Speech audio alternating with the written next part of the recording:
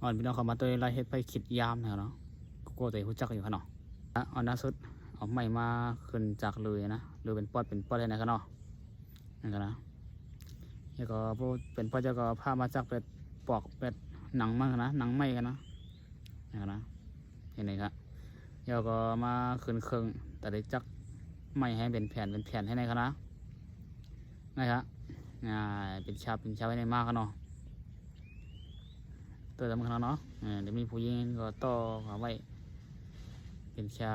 ไว้นะให้เป้งให้หน่อยครับแล้วก็เข้ากับนักเครื่องมัดจักให้กันนะนั่นเดี๋ยวเป็นไรจักกันเนาะ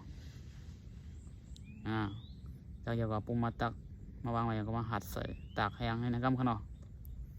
เดี๋ยวตากแห้งนะแล้วก็มาขึ้นเครื่องจักตากเขาได้ร้องนะตากเขาได้ฮ้อนเขาเนาะฮ้อนว่าเขาได้คัดไซเขาเนาะตัวนั้น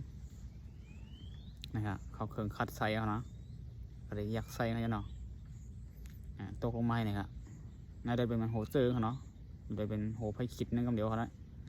เนี่ยเป็นยามเขาเนาะเขาได้หมักได้คนรอกันเนี่ยตัวไม้เนี่ยกันนะฮะ